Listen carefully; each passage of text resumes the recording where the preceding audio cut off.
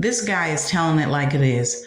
France is asking the new government in Niger, Africa, what time frame do they have to return to a government of their so-called, defined by European democracy. This guy is asking what time frame do they have to turn over the resources to the God-given rights of the African people so that they can put their resources on the market and produce their minerals right within their country to help their economies so that Africa will not be considered to be poor. The same thing goes for what time frame do they have to pay reparations for the enslavement of African American people and African people around the world. Make this make sense. Take a listen in to what he has to say. I do not believe that there is democracy in Nigeria when the leader, the president there, has been elected by 9 million people in a country of 220 plus million people. So what is the timeline for democracy? What is the timeline for returning Nigeria to a situation where Shell, Chevron, ExxonMobil, Total do not own the resources of Nigeria? What is that timeline? So why are we demanding a timeline for a people that are actually fighting for their rights? What is the timeline for independence? What is the timeline for freedom? What is the timeline for liberation?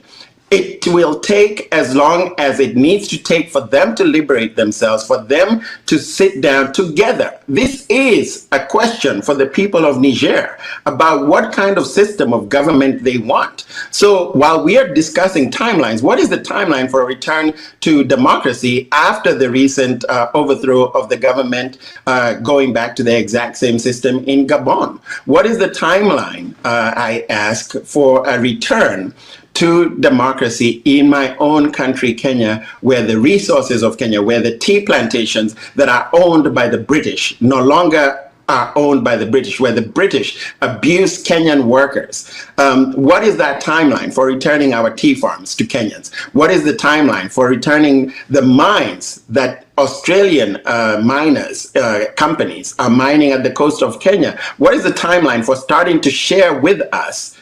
Or rather, what is the timeline for them leaving? Actually, that's what they need to do. And while they are there, what is the timeline for them changing the 95% to 5% distribution of the wealth of the mines in Kenya? People are not aware that these things are happening also in English-speaking countries. They think that it is only that the abuses of Western corporations, that the massive percentages that they take only happen in French-speaking countries. That is not the case. What is the timeline for the return of land to the rightful owners in South Africa?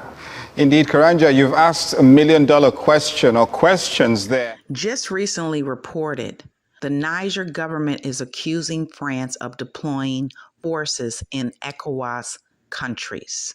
The Niger government accuses France of preparing an aggression together with Benin, the Ivory Coast, and Senegal, and warned that they will give a response to all forms of attacks against Niger. So Niger's saying you can go and have some of your ECOWAS countries such as Benin, the Ivory Coast, and Senegal, which is the ones that they name, and you can go ahead and prepare them to invade Niger, but we are going to respond in kind. And I don't blame them, obviously. I don't even know why, and I'm not understanding why, other than, I guess, the slave trade, why Benin and the Ivory Coast and Senegal would even allow them to prepare if this report has any validity to it. And at this point, I believe it does, because France is still refusing to leave the country, and they're, I guess, partially pulling out of Niger right now. But the fact of the matter is, the Niger government took all the appropriate steps to strip the ambassador that's in Niger representing France from his diplomatic immunity. He's non grata. He has no more diplomatic immunity.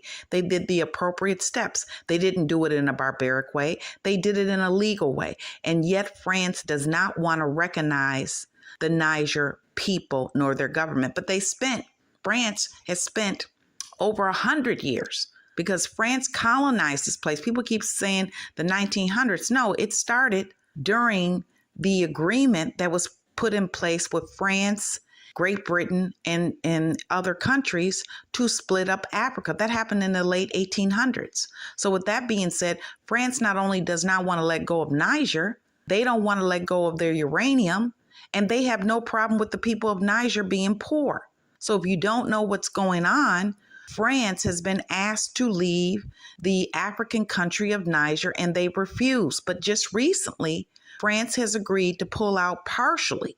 In the interim of all this, with Niger government asking the ambassador to come meet with them, the new Niger government, that is, and the ambassador refused, claiming they don't recognize their government in their own country, then the Niger government went ahead and stripped the ambassador of his diplomatic immunity based on the legal international laws. Get it?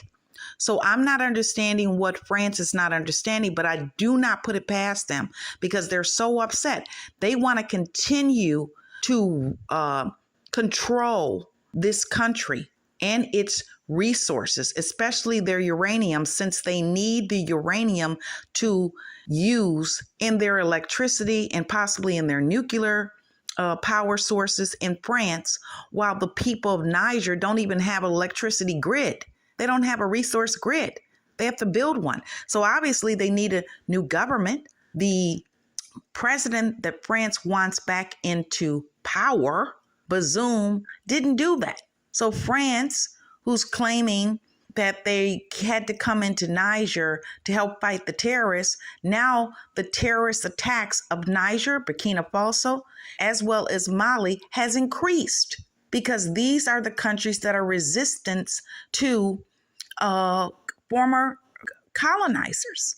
And they're not even former, they're current. And these same colonizers participated in the Atlantic slave trade. Now let that sink in for a minute. So I don't put it past France to prepare and have these, what I call house Negroes in ECOWAS, begin to prepare to invade a sovereign country in Niger because France is not getting their way. There's no benefit for Benin or the Ivory Coast or Senegal to invade Niger. They don't have any personal beef amongst each other. So for whatever the reason, France still believes that they can hold on to their uranium in order to not pay a fair market price. Makes no sense. France, when they get uranium from Canada, they pay a fair market price. And from what I understand, Niger raised their uranium price per unit to a fair market price. So what's the big deal? France is rich. They're much richer than Niger. Niger happens to be one of the poorest countries, if not the poorest country in the continent of Africa. Now make that make sense.